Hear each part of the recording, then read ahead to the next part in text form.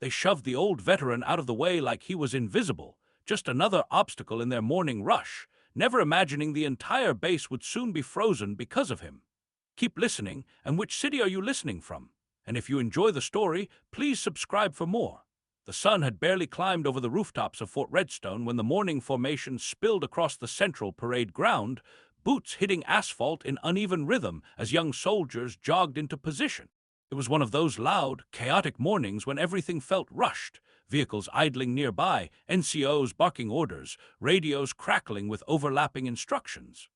In the middle of it all stood an elderly American man, white beard neatly trimmed, wearing a faded red shirt tucked into blue jeans and a pair of worn boots that looked older than most of the soldiers running past him. He held a small canvas duffel at his side and a folded paper in his hand, standing near the edge of the formation area as if unsure exactly where he belonged. He didn't look lost, just patient. A squad of young soldiers hustled toward their platoon marker, laughing and jostling each other when one of them clipped the old man's shoulder. The duffel swung, nearly slipping from his grip. "Hey, watch it!" Another soldier snapped, not in apology but annoyance, as if the veteran had stepped into traffic on purpose. The old man immediately shifted back a step, raising a hand. "Sorry, son," he said quietly. "Didn't mean to be in the way." That should have been the end of it, but irritation spreads fast when discipline is thin. Another soldier, taller and louder, pointed sharply toward the curb. "Sir, you can't stand here. Formation's about to start. You need to move now." His tone wasn't respectful. It was clipped, dismissive, the voice of someone used to being obeyed without question.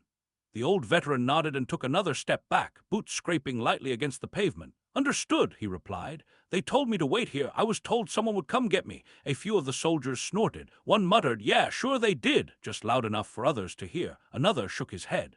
"Every ceremony we get one of these guys." The old man heard them. He always heard more than people thought, but he didn't react. He simply stood there, shoulders relaxed, eyes scanning the parade ground like it was a photograph from another lifetime. He watched platoons lock into straight lines, watched young NCOs adjust spacing with sharp hand motions, watched lieutenants pace nervously as if they might forget how to breathe. His gaze lingered on the flagpole at the far end of the field, the flag still furled, waiting. A whistle blew. "Form it up!" Movement intensified. Soldiers rushed into final positions, boots slamming, voices shouting cadence corrections. In the scramble, two more soldiers brushed past the old man, harder this time. One lost patience completely. He reached out and physically pushed the veteran back by the shoulder. Not violently, but firmly, carelessly. "Sir, I said move! You're in the way!" The canvas duffel slipped from the veteran's hand and hit the ground with a dull thud. The sound was small, but it cut through him. He bent slowly to pick it up, joints stiff, movement deliberate. For a split second, something flashed across his face, not anger, not humiliation, but memory. The kind that lives behind the eyes of men who have stood in worse places under worse treatment and survived. "Apologies," he said again, voice steady. "Didn't realize I was causing trouble." One soldier rolled his eyes. "Just stand over there by the fence, Grandpa." A few chuckles followed. Not loud laughter, just the casual cruelty of youth that hasn't learned consequence yet. The old man moved exactly where they pointed, stopping near the chain-link fence that bordered the field. He rested one hand on the metal, feeling the vibration of boots through the ground. In his other hand, he still held the folded paper. It was an invitation, creased, worn from being checked and rechecked. It had taken him weeks to decide whether to come. Years, really. He hadn't set foot on this base since the day he retired, back when the buildings were fewer and the soldiers wore different patches. He hadn't planned on being noticed. He'd planned on standing quietly at the back, listening to the names, and leaving before anyone made a fuss. The soldiers finished forming up. Lines snapped straighter. Platoon sergeants moved into position. The noise dropped into an expectant hush, the kind that comes just before senior leadership arrives.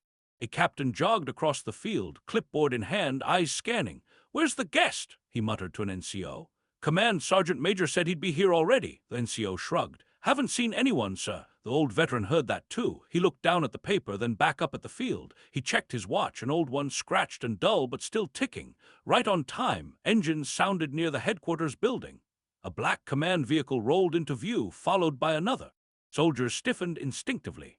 Platoon sergeant snapped to attention. "Lock it up!" Someone barked. The vehicle stopped. Doors opened. Senior officers stepped out. And then, last of all, an imposing figure emerged from the rear vehicle. The command sergeant major. Even from a distance, his presence was unmistakable. Tall, broad-shouldered, immaculate uniform, heavy with insignia and service stripes.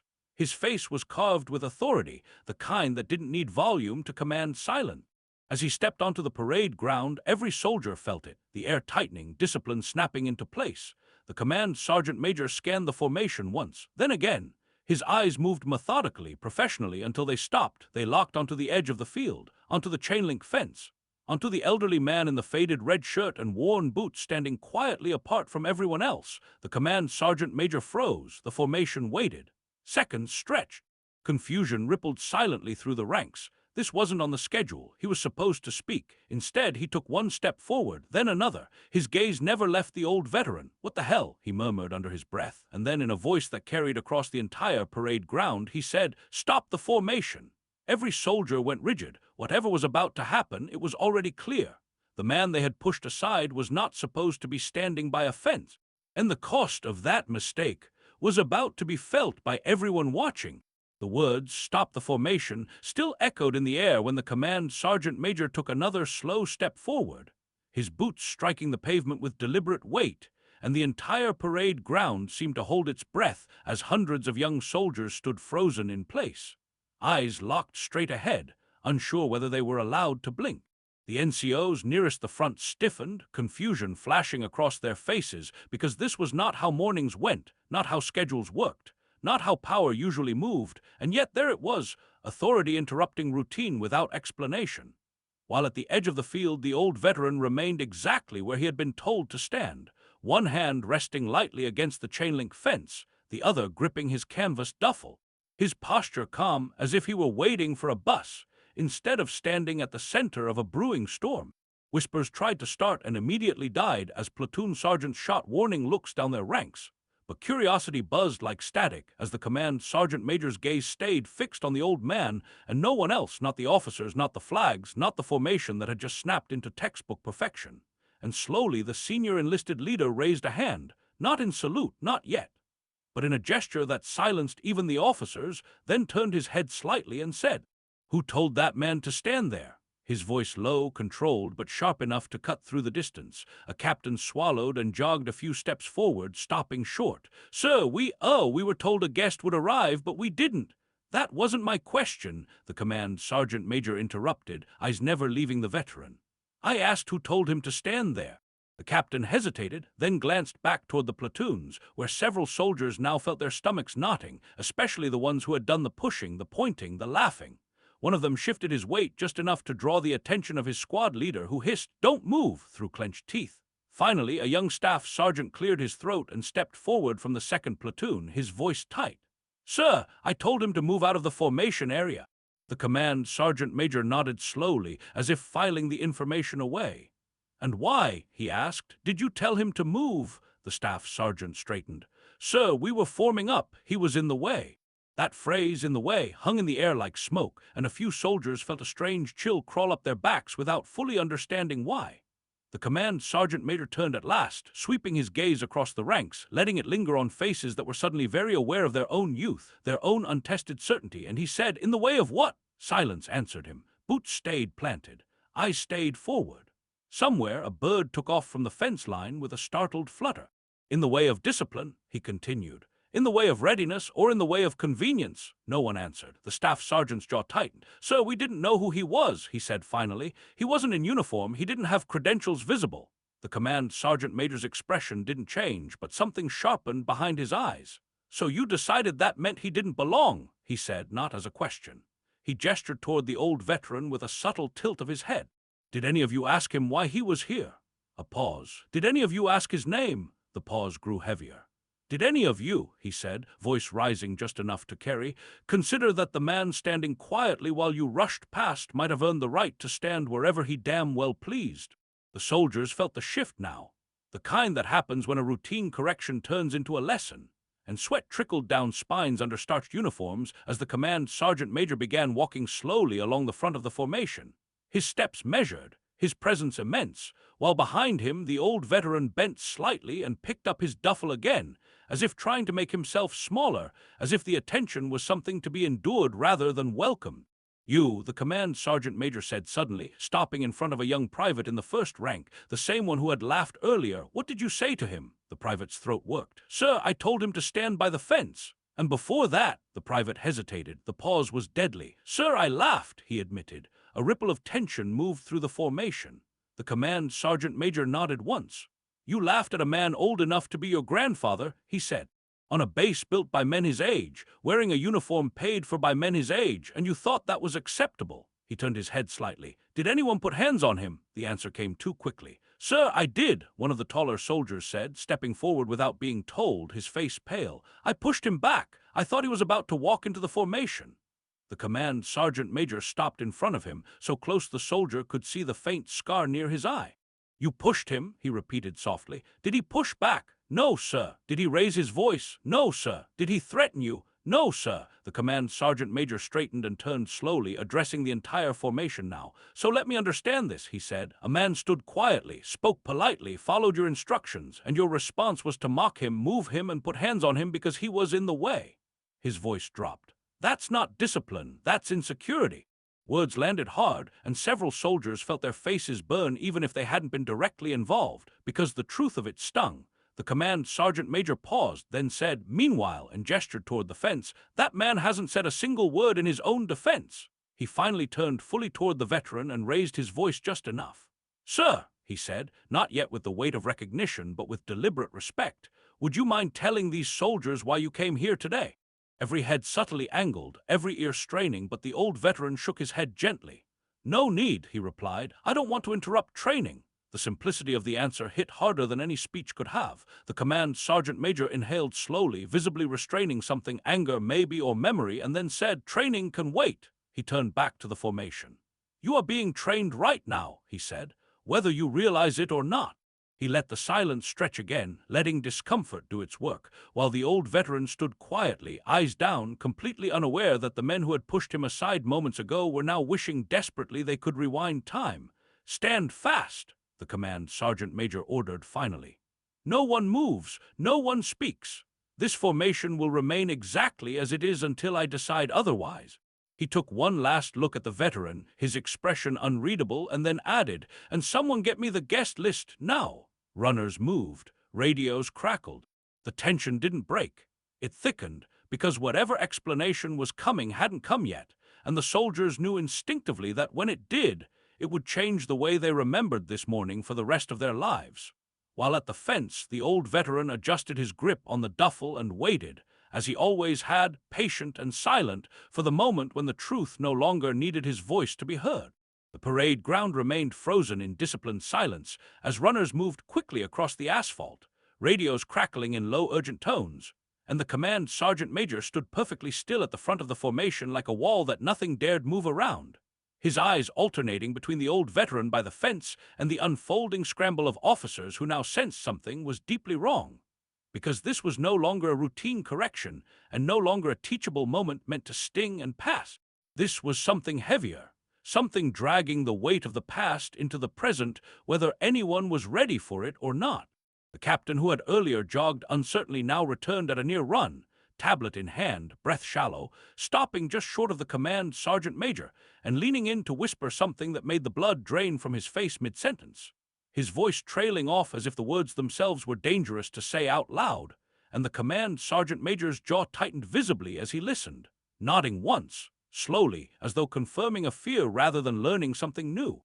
Then he straightened and lifted his gaze again toward the veteran, holding it longer now, studying him not as a problem or a guest, but as a piece of history standing out of place in modern formation lines. Around the field, soldiers felt the shift without understanding it, the air thickening, the quiet stretching into something oppressive, because authority wasn't just present anymore, it was alert, and the NCOs along the flanks exchanged brief, tense glances, sensing that discipline alone was no longer the currency in play. Something more solemn had entered the space.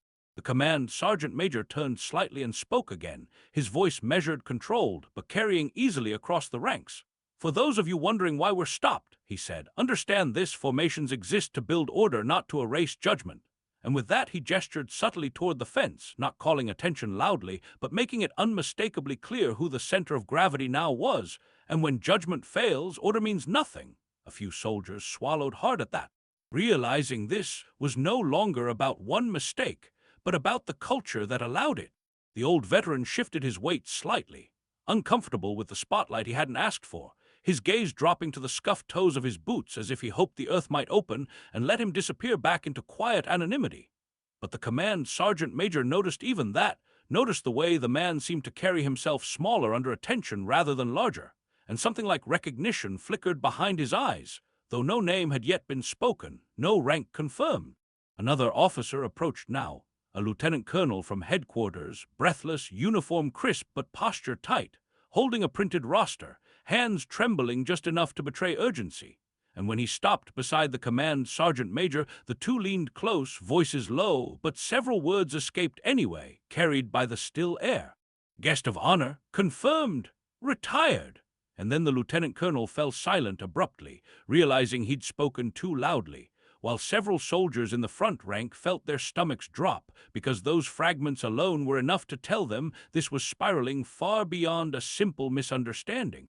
The command sergeant major took the roster, scanned it once, then again slower, his thumb tracing a line on the page as if grounding himself, and when he looked up, his eyes didn't go to the officers, or the platoon sergeants, or the ranks of young soldiers standing stiff and sweating under the sun. They went straight back to the veteran, and this time his expression had changed, the hardness giving way to something closer to disbelief mixed with restraint, the kind of look a man gets when he stumbles across a ghost he thought had been buried long ago. He took a step toward the fence, then stopped himself, visibly recalibrating, as though protocol and instinct were colliding in his chest, and behind him an NCO muttered under his breath, "No way," while another whispered, "I thought he was gone," neither realizing they spoken aloud until heads subtly turned in their direction. The command sergeant major raised a hand again, silencing everything, then spoke. "Some of you think this pause is a punishment," he said evenly. "It's not, it's an opportunity," his eyes scanning the formation, "because in a few minutes you're going to learn the difference between someone who occupies space and someone who earned it." The words sent a quiet ripple through the ranks, confusion mixing with dread as soldiers replayed their earlier actions in their minds, the push, the laugh, the careless words, now feeling like stones dropped into deep water whose bottom they couldn't see. He turned once more toward the veteran and addressed him again, his tone careful, respectful, but still restrained. "Sir," he said, "may I ask you to come forward?" The request was polite, not an order, and that alone felt wrong enough to make several soldiers' hearts pound, because command sergeant majors didn't ask civilians to do anything unless something extraordinary was happening. But the old man hesitated, glancing instinctively toward the soldiers who had earlier pushed him aside, their faces now pale and rigid, then back to the fence as if hoping he could refuse without causing trouble. "I don't want to disrupt your morning," he replied quietly, his voice carrying just enough to be heard. "You've got good kids here, just a little loud." The humility in the statement landed like a blow, and more than one soldier felt shame burn behind their eyes, because even now, even here, the man was protecting them.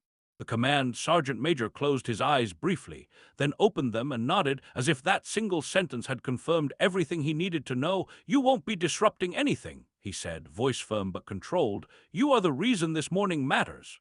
And with that he turned sharply and barked, "Platoon sergeants, hold your formations. Officers, stand by. No one moves unless I say so." Radios crackled again, this time with urgency edged by confusion, and somewhere near the headquarters building another senior enlisted figure had stopped mid-stride, staring toward the field as if drawn by instinct rather than information. The veteran finally pushed himself off the fence and took a few slow steps forward, boots heavy on the pavement, every movement careful, as if decades of memory were weighing on his joints. And as he did, the soldiers closest to him felt something shift in their chests, not fear, not yet, but a dawning awareness that the man they had dismissed was walking into the center of their world without asking permission, and that whatever truth was about to surface would not be something they could laugh off or forget.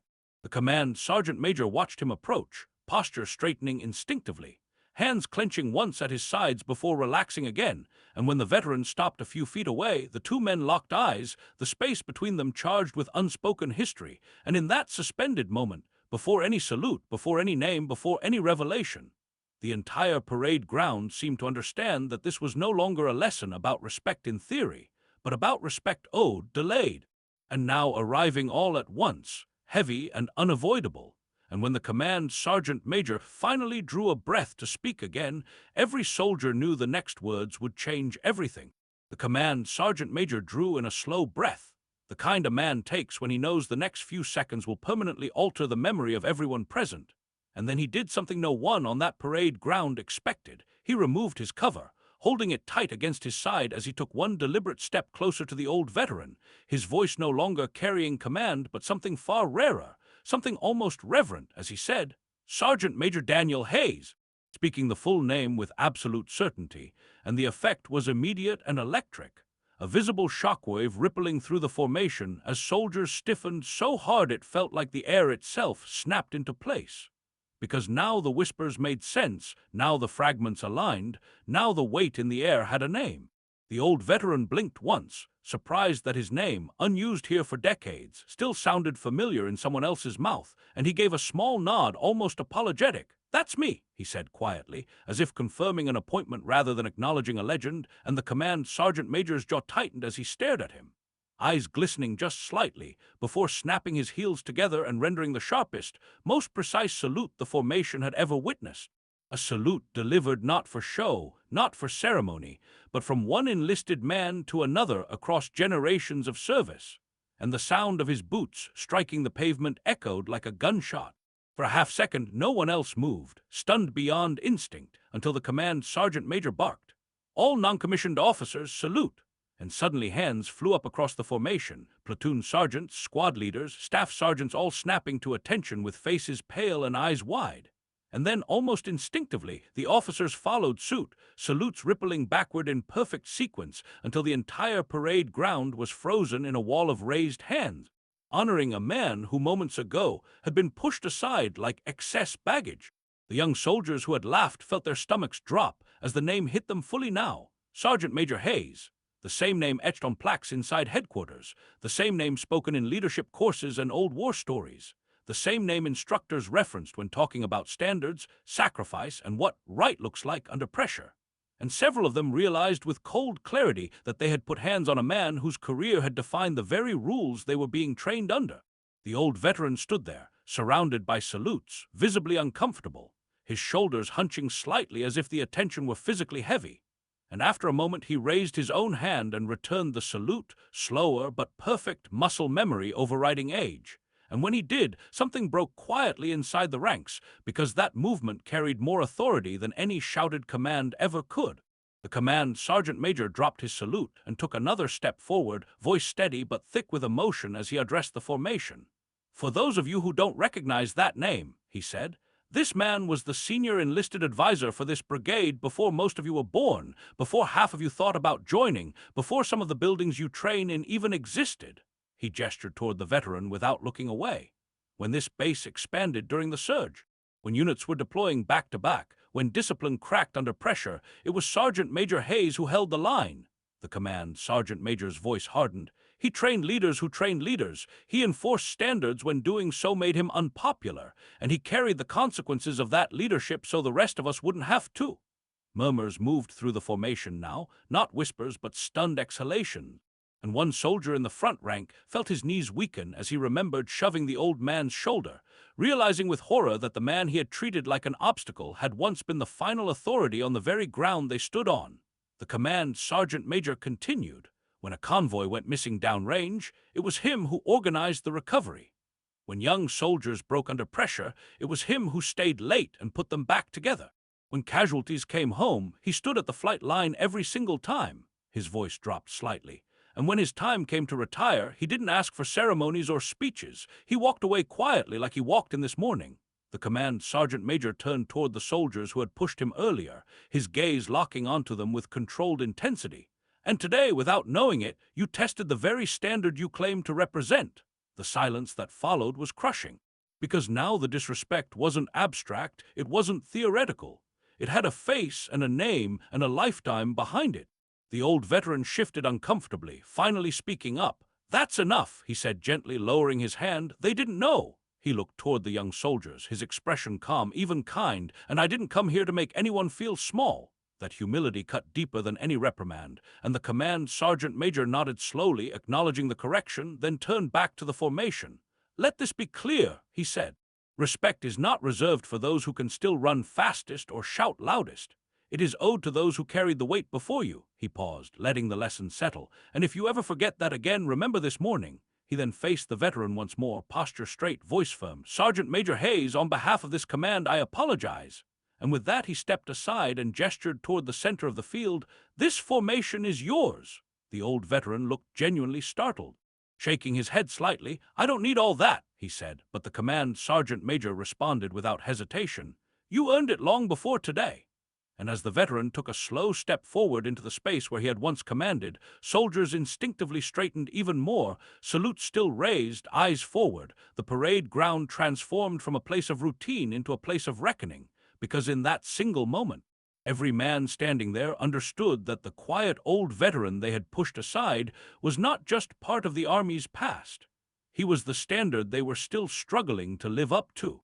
The parade ground remained locked in silence long after the salutes lowered, a deep, reverent quiet settling over the formation as if the base itself were absorbing the weight of what had just happened, and Sergeant Major Daniel Hayes, once pushed aside like an inconvenience, stood at the center of it all, looking almost overwhelmed by the sudden gravity of attention, his shoulders slightly hunched, his canvas duffel still hanging from his hand like a reminder that he had come here expecting anonymity, not recognition. And for a moment he said nothing, letting the stillness do the speaking, because men like him understood the power of silence better than anyone. Finally, he cleared his throat softly, the sound barely audible, yet it cut through the moment more effectively than any amplified command. And when he spoke, his voice was calm, weathered, steady, the same voice that had once corrected mistakes in dusty motor pools and quiet tents without ever needing to raise its volume. "You can relax," he said gently, not as an order but as reassurance, and one by one shoulders eased just a fraction across the ranks, though discipline kept bodies rigid. "I didn't come here to stop training," he continued, eyes moving slowly across the faces in front of him, young men now burning with a mixture of shame, awe, and something new understanding.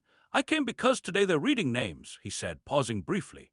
"Names of men who stood where you're standing now, laughed like you laugh, complained like you complain, and then one day didn't come home." His words settled heavy, and more than one soldier swallowed hard as the reality of that lineage sank in. The command sergeant major stood just behind him now, posture respectful, saying nothing, allowing the elder enlisted man to finish what had become an unplanned but unforgettable lesson. And Hayes went on, "Some of those names I trained," his voice dipped slightly, not breaking but weighted. "Some of them I yelled at, some I corrected, some I wished I'd had more time with." He inhaled slowly, steadying himself. "And I came here today to hear them spoken out loud, because as long as we say their names, they're not gone." He looked down briefly, then back up. "That's all." The simplicity of the statement hit harder than any speech about legacy or sacrifice, because it wasn't polished or performative, it was honest. The command sergeant major finally stepped forward again, his voice controlled but warm as he addressed the formation.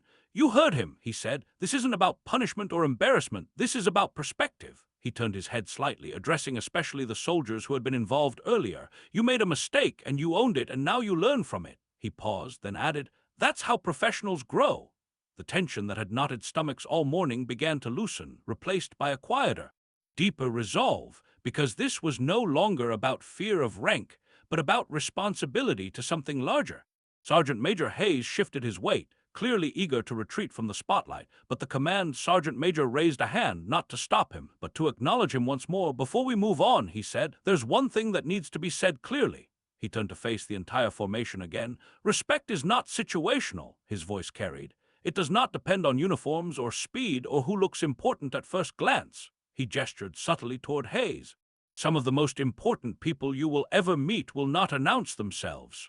Then, lowering his voice slightly, "And if you ever forget that again, remember how this morning felt." Heads remained forward, but the message landed, deep and lasting. Hayes finally spoke again, softer now, almost conversational. "I know it's loud here," he said, a faint hint of a smile touching the corner of his mouth. "And I know mornings like this feel like controlled chaos." A few soldiers felt an unexpected tightening in their throats at how accurately he described their daily grind. "But one day, faster than you think, you'll be standing somewhere else, watching someone younger rush past you, convinced they're late for something important." He paused. "And you'll realize the most important thing isn't where you're going, but how you treat the people you pass along the way." The words lingered in the air, unchallenged, because no one there could imagine a better authority from which to hear them. The command sergeant major nodded, then raised his voice slightly. "Platoon sergeants," he called, "prepare to resume training after the ceremony." A subtle shift rippled through the formation as the rigid intensity of the pause eased into readiness once more, but it was not the same readiness as before. It was quieter, steadier, rooted in something deeper than routine. The young soldiers who had pushed Hayes aside earlier now stood with eyes fixed straight ahead, faces flushed.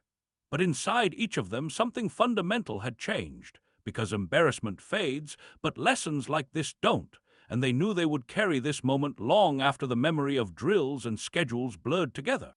As the formation was dismissed in controlled stages and units began moving toward the memorial field, soldiers instinctively made space as Hayes stepped off to the side, not because he asked them to, but because respect had finally found its way into their movements. And as he walked slowly toward the stone wall where the names would soon be read, a few soldiers snapped quiet, unofficial salutes, subtle gestures done without prompting, without ceremony, simply because it felt right. The command sergeant major walked alongside him for a few steps, lowering his voice. "I'm glad you came," he said, and Hayes nodded once, eyes fixed ahead. "Me too," he replied.